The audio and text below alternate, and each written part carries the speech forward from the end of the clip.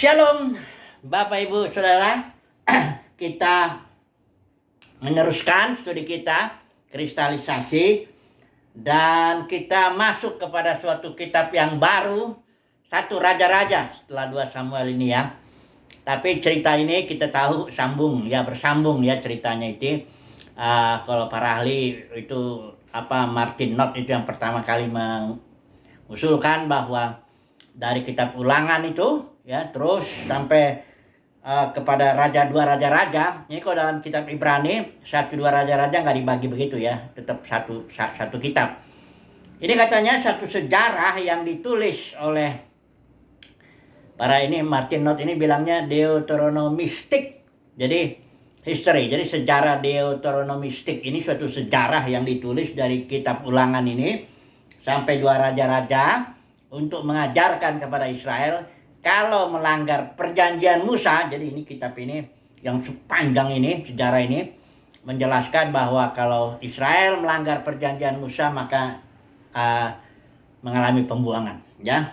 Kita ini sambung ceritanya ini ya dari 2 Samuel. Ini judulnya Hari Tua Daud ya. Kita akan bahas tema kita hari ini mengenai akhir hidup seorang yang katakanlah melayani Tuhan begitu ya. Sebelumnya kita coba analisis dulu kitab 1 Raja-Raja ini. Agak mudah menganalisisnya karena jelas di sini akhir hidup Daud hanya dari pasal 1 ayat 1 sampai yang ke ayat 27. Itu Daud masih sebagai raja dia ya akhir hidupnya. Kemudian dia mengurapi Salomo sebagai raja, meneruskan dia. Jadi Salomo sudah naik tahta sementara Daud masih ada ya. Nah, tapi dia sudah tua lah ya, dia nggak bisa ini lagi. Jadi dari pasal 1 ayat 28 sampai pasal 11 itu Salomo ya. Sampai Salomo di sini di akhir hidupnya Salomo ini dia jatuh ke dalam penyembahan berhala. Nah, jadi kita akan melihat dulu membandingkan lah katakan gitu ya, akhir kehidupan Daud dan akhir kehidupan Salomo anaknya itu. Kemudian di pasal yang ke 12 sampai nanti yang terakhir pasal 22 ini banyak raja ini. Ya. Tapi sudah pecah kerajaan itu. Jadi yang selatan itu Rehabeam anaknya Salomo, baru yang utara itu Israel yang 10 suku. Ini 2 suku, Yehuda dan Benyamin. Ini ceritanya berganti-gantian inilah ya. Banyak raja lah ya, nanti kita bahas dulu satu persatu ya. Nah, hari ini kita akan bahas akhir kehidupan seseorang. Dalam kasusnya ini Daud dan Salomo. Ini akhir hidup ini penting Bapak Saudara. Karena kehidupan ini ya seperti pertandingan ya. Paulus bilang suatu pertandingan ya. Dan pertandingan lari lah katakan begitu ya. Kita bandingkan itu bahkan startnya nggak terlalu penting. Karena pertandingan ini kehidupan ini lebih mirip pertandingan maraton ya, 10 kilo ya, 12 kilo. Bukan yang sprint. Kalau yang sprint itu 100 meter. Memang start itu sangat penting karena takut makanya ada yang suka mencuri, belum ditembak ini sudah mencuri dia. Curi start ya. Karena begitu penting start itu. Hanya beda-beda 1-2 detik itu terasa itu ya. Tapi kalau maraton, kalau saudara lihat orang lari maraton 10 kilo, 12 kilo, itu startnya ya bergerombol aja lah ya. Yang mana dulu lah, terserah, hanya beda-beda jarak 3-4 meter, 2 meter itu nggak ada pengaruh. Karena jalannya panjang ya. Begitu juga ini. Kehidupan kita ini. Itu panjang jalannya. Sehingga startnya ya itu penting juga. Karena kalau udah startnya udah sama ini kalau Daud dengan Salomo. Sama-sama dipilih Tuhan, sama-sama ditetapkan Tuhan, sama-sama diurapi. Ya, samalah mulainya ini ya. Tapi akhirnya beda sekali di antara Daud dengan Salomo. Ya, Daud di akhir hidupnya dia katakanlah memang Tuhan berjanji ada berkat keturunan, artinya keturunanmu akan tetap berada di tahta kerajaan Israel. Ya. Keturunan Daud. Dan janji Tuhan ini digenapi dalam diri Yesus ya. Sebagai anak Daud, Tetap kerajaannya itu kerajaan Mesias, ya kita sudah bahas itu ya. Jadi memang benar, artinya Daud setelah itu Salomo terus itu ya, walaupun pecah itu nanti Rehabeam terus itu kerajaan sampai nanti akhirnya dibuang dulu ya, ke Babel. Kalau kerajaan Yehuda itu selatan itu dibuangnya ke Babel tahun 586 sebelum Masehi. Sementara kalau yang utara itu adalah lebih cepat 722 sebelum Masehi, lebih cepat ya. Oke lah. Jadi kita lihatlah akhir hidup Daud ini. Dia pertama tentu dapat berkat keturunan, dia bisa mengangkat Salomo ya. Ceritanya ini barangkali itu aja nanti aja lah ya. Nah, ceritanya ini pendeknya itu ada seorang namanya Adonia ya. Dia mau meninggikan diri. Ya, dia mau jadi raja ya, tapi dia tarik Yoab, tarik situ Imam Abiatar, dia kumpulin orang, mempersembahkan banyak korban, dia berteriak dia jadi raja ya. Tapi Daud ya, Batseba, Nabi Nathan kasih tahu sama dia, karena dia nggak diundang, Salomo jangan diundang. Jadi lapor ke Daud, akhirnya Daud bilang, sekarang aku akan tetapkan siapa penggantiku ya, yaitu Salomo. Setelah Salomo diurapi, pendeknya ini ya, akhir hidup Daud baguslah ya. Alkitab di bagian lain dikatakan Daud itu mati pada waktu telah putih rambutnya, lanjut umurnya, penuh kekayaan dan kemuliaan. Ya, ini akhir hidupnya baguslah ya, karena dia sekalipun tentunya ada kesalahan dalam kehidupan Daud ya. Pendaftaran masalah Uria itu, tapi kalau pendaftaran nggak disebut ya. Kalau Alkitab menyebutnya dia Daud itu seorang yang berkenan mengikut Tuhan sungguh-sungguh dan menjalankan perintah Tuhan kecuali dalam soal Uria orang Het itu ya. Jadi memang ada kelemahannya, tapi akhir hidupnya wah, Daud ini bagus sekali. Mati pada waktu putih rambutnya, lanjut umurnya, penuh kekayaan dan kemuliaan. Sementara Salomo, coba kita lihat dulu Salomo ini. Aduh, ini Salomo ini seorang yang luar biasa, ini dicintai Tuhan ya, dikasihi Tuhan. Bahkan Tuhan suruh namanya Yedija itu apa? Nabi Nathan disuruh. Ini anaknya Batseba ini ya. Jadi Salomo ini pasal 11 ya. Kita nggak usah baca dulu ya. Intinya kira-kira begini. Salomo ini seorang yang mencintai banyak perempuan asing ya. Kalau ada pun Raja Salomo mencintai banyak perempuan asing. Di samping anak Firaun, ia mencintai perempuan-perempuan Moab, Amon, Edom, Sidon, dan Het. Ya, padahal anak bangsa itu kan saya bilang jangan ya, bergaul jangan, kawin campur. Nanti mereka itu akan tarik hatimu untuk menyembah kepada Allah-Allahnya mereka. Ya. Dan gak palang tanggung ini memang istrinya Salomo ini 700 dari kaum bangsawan dan 300 gundik. Nah, ini bukan berarti Salomo selalu mendekati gadis-gadis nah gitu, karena dia ini sebagai raja. Kalau orang datang, raja-raja, karena Tuhan taruh hikmat dalam diri Salomo, hikmat manusiawi ya, untuk memutuskan hukum ya, untuk memahami lah dunia ini ya. Dia bicara ada banyak tuh amsalnya, ada dia bicara tentang banyak hal. Nah, jadi itu bangsa-bangsa lain datang ya, memberi upeti. Kalau datang menghadap Raja Salomo udah boleh tangan kosong begitu. Bawa upeti, bawa emas, perak, bawa burung merak, burung apalah banyak lah, gading lah. Tapi itu bangsa itu juga memberikan yang terbaik dari itu seorang gadis. Nah, itu makanya dia Salomo bisa sampai 700 istrinya dan 300, 1000 total itu ya. Itu sudah jadwalnya itu bagaimana, pendeknya sudah ada itu yang pelihara ya, bagian gundik, bagian istri apa semuanya. Jadi ketika Salomo sudah menjadi tua, nah ini kalau orang sudah tua biasanya susah nolak ya, ya udah nunut ikut aja. Nah, istri-istrinya kan dari bangsa lain, dari Amon, Moab, Edom, Sidon, Het.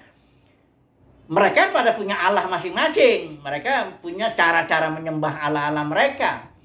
Nah, ketika Salomo tua, mereka datang yang tentu masih muda, banyak istrinya. Datangnya kan nggak langsung 700 blak begitu. Setiap datang bawa peti bangsa-bangsa terus ya, dari tahun demi tahun terus tambah-tambah istrinya Salomo ini.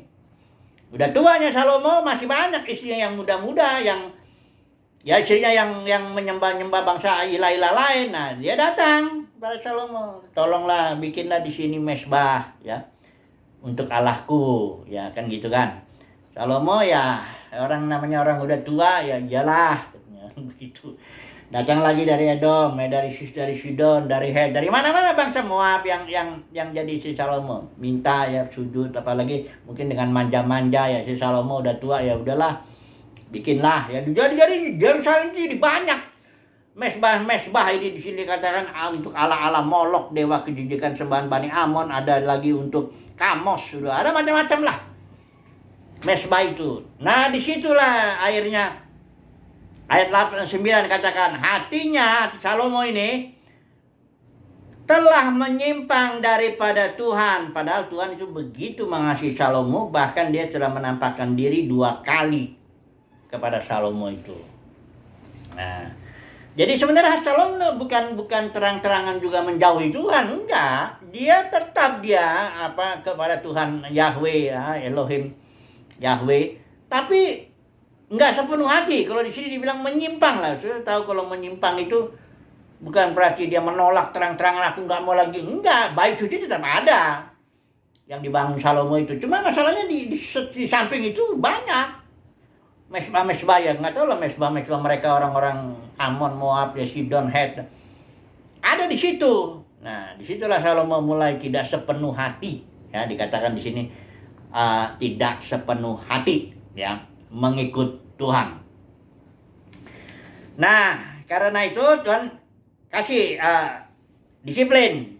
Disiplinnya ini mengerikan, perpecahan. Ya, artinya aku akan memecah kerajaanmu ini.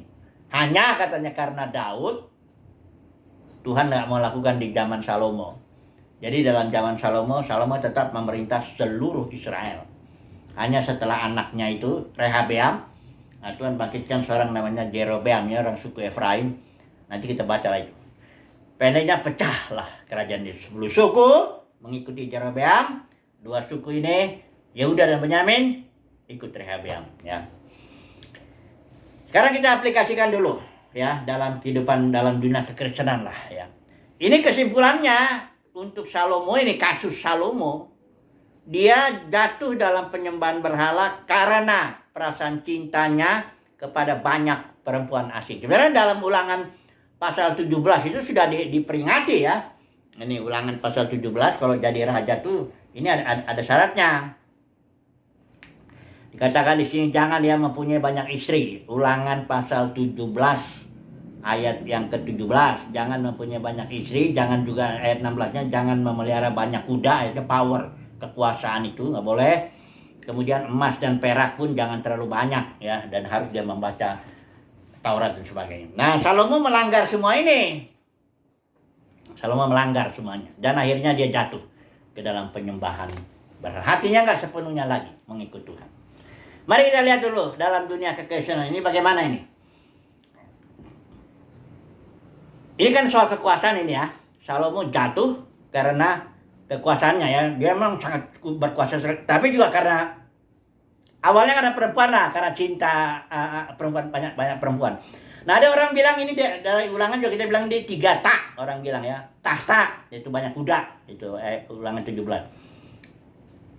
Terus emas perak, harta ya. Baru nanti yang ini wanita itu. Tak, 3 tak itu semuanya. Tahta ya, terus harta, terus wanita. Ini yang harus dijaga dalam kasus konteks perjanjian lama. Begitu.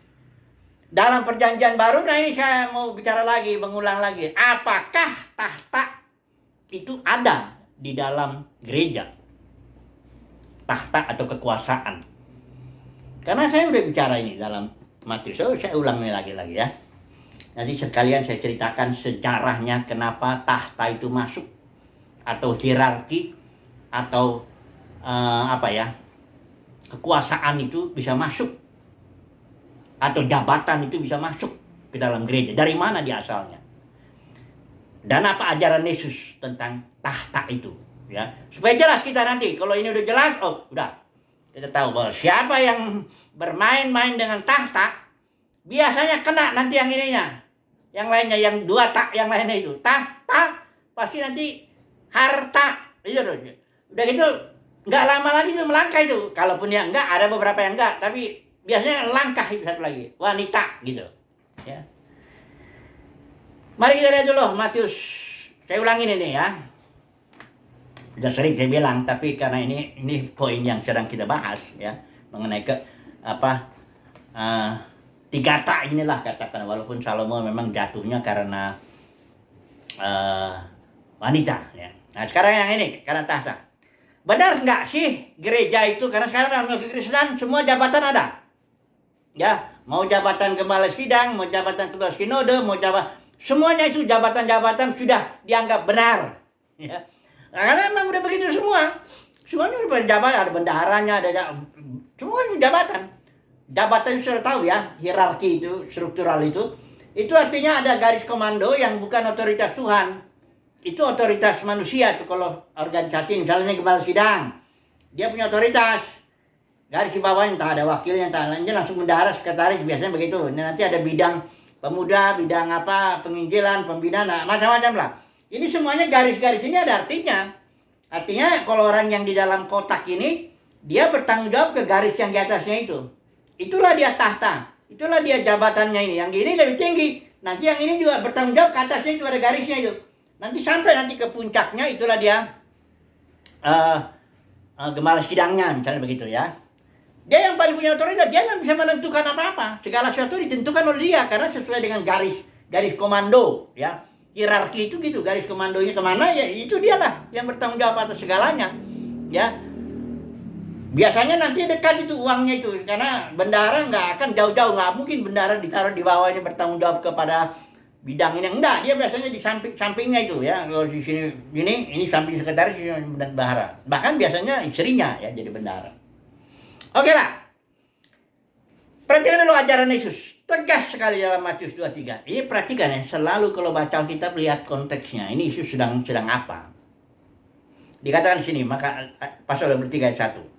Maka berkatalah Yesus kepada orang banyak dan kepada murid-muridnya. Jadi ada dua kelompok di sini. Pertama kelompok orang banyak, kedua kelompok murid-muridnya.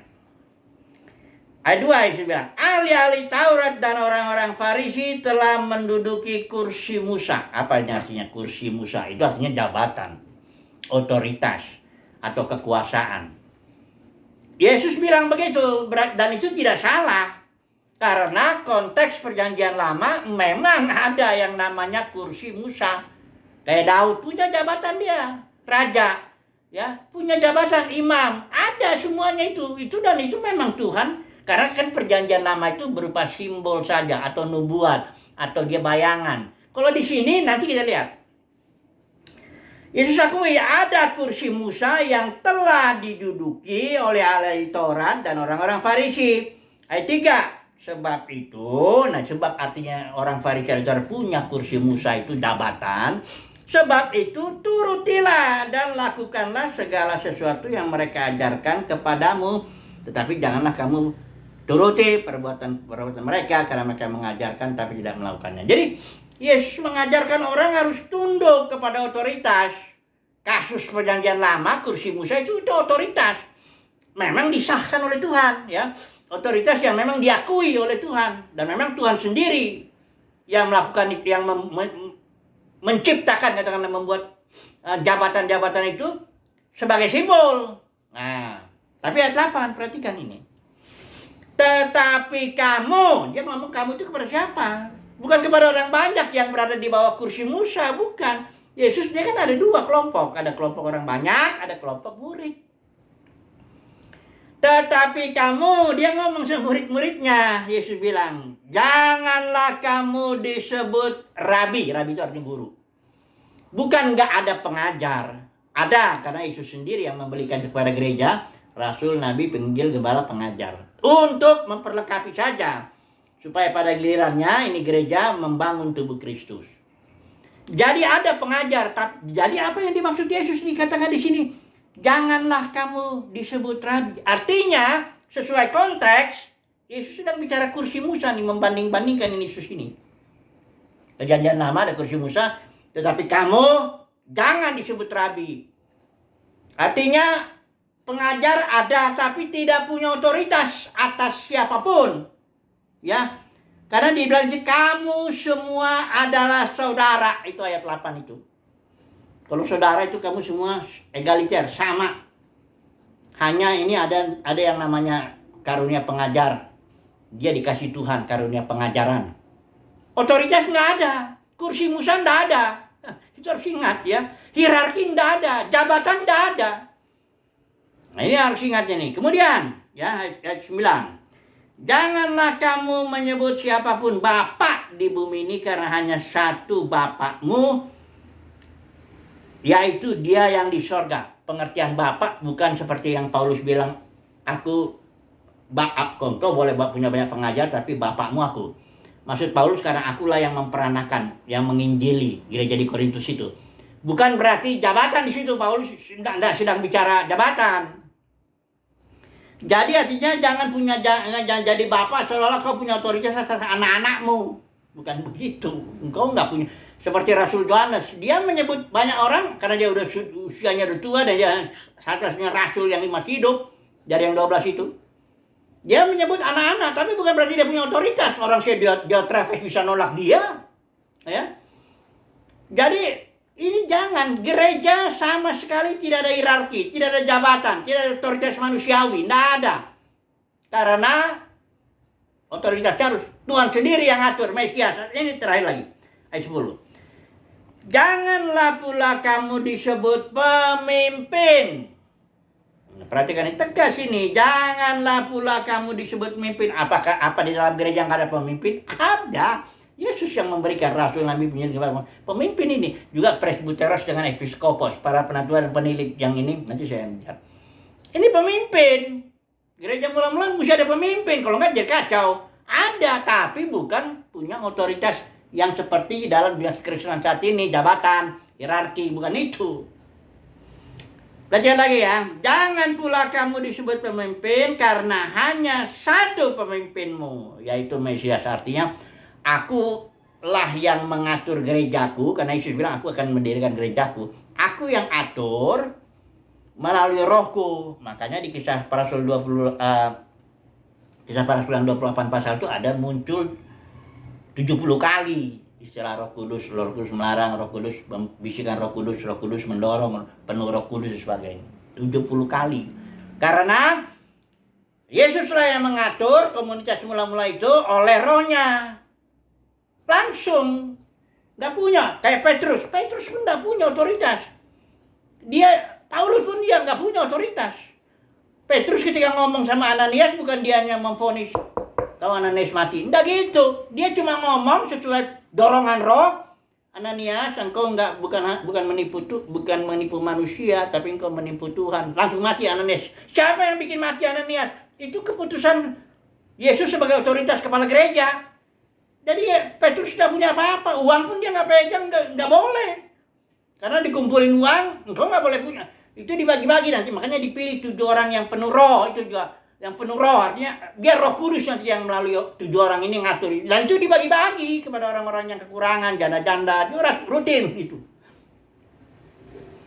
Ya, nggak ada lah. Pokoknya nggak ada satu orang. Bahkan tidak ada satu orang yang menguasai tiap kota itu. Ada para penatua yang dibantu para diaken yang menggembalakan umat Tuhan. Nah ini saya mau masuk kepada sekarang.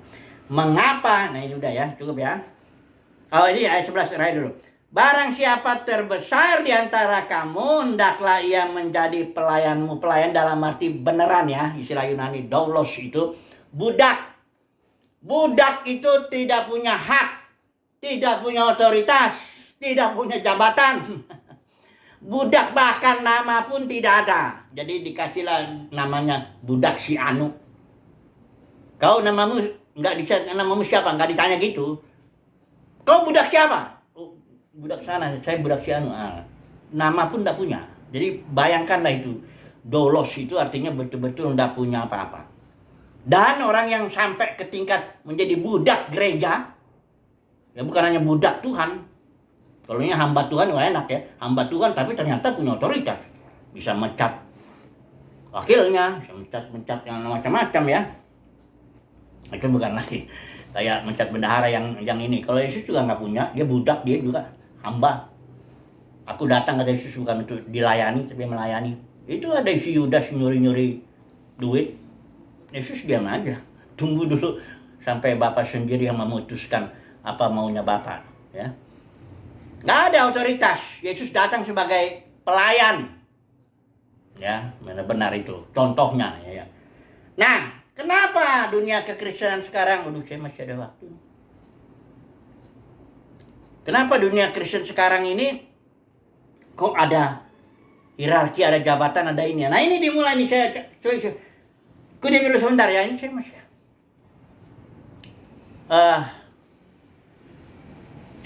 Apostolic Fathers tahun 1956 oleh J.B. Lightfoot. Ini ada seorang yang namanya Ignatius, dia dipandang sebagai pemimpin ya, bishop di gereja Antioquia, Syria. Nah dialah yang membedakan antara episkopos dengan presbyteros ya. Ini saya cepat aja lah. Intinya begini.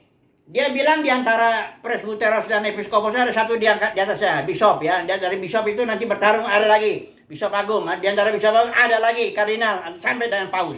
Jadi dia dari tahun 117 Masehi sampai tahun abad ke-5, kira-kira 500 tahun 500 sekian, itu hierarki sudah masuk, jabatan sudah masuk, termasuk uang di situ ya. Itulah dia Katolik ya. Paus, kardinal, uskup agung, uskup dan di bawah-bawahnya lagi. Nah, ini ajaran ajarannya si Ignatius ini jelas. Dia bilang begini. Ayat halaman 65 ini bukunya ini ya. Karenanya kita, ini saya langsung terjemahan. Karenanya kita harus menganggap bishop sebagai Tuhan sendiri. Nah ini dia. Ignatius itu seorang yang mati martir, tapi dia haus kekuasaan. Ngeri ya? Jadi jangan pikir ini Ignatius seorang yang brengsek. Enggak, dia orang yang sungguh-sungguh bahkan mati martir di bawah Kaisar Trajan. Tapi dia punya dalam dirinya haus kekuasaan. Terus ini ya, kalau saya kutip ini banyak ya. Engkau tidak boleh bertindak apa-apa tanpa bishopmu dan sebagainya. Dari sinilah dunia kekristenan dimasuki oleh jabatan dan uang. Disitulah terjadi perpecahan, permainan, sikut-sikut, bahkan bunuh-bunuhan. Bunuh-bunuhan. Dari Katolik membunuh Protestan. Martin Luther juga grupnya bunuh Anabaptis. Uang dan jabatan di situ bermain. Kalau udah kondisinya begini, jangan lagi bicara lah. Makanya akhir hidup daripada pelayan-pelayan yang ada dalam dunia kekristenan yang penuh dengan permainan uang jabatan. Gak heran kalau model-model kayak Salomo begini. Ya penyembahan berhala. Berhalanya dunia kekristenan apa? Kemuliaan manusia. Sebab dengan ada jabatan, ada uang, orang jadi mendapatkan kemuliaan manusia. Oke lah, saya tutup dulu lah ya mengenai ini. Padanya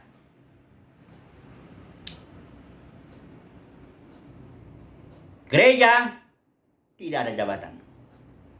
Gereja tetapi kamu kata Yesus. Semua saudara. Siapa yang terbesar di antara kita itu menjadi doulos, budaknya gereja. Tak punya apapun, ya. Hanya memperlengkapi umat pilihan Tuhan sesuai karunia kita.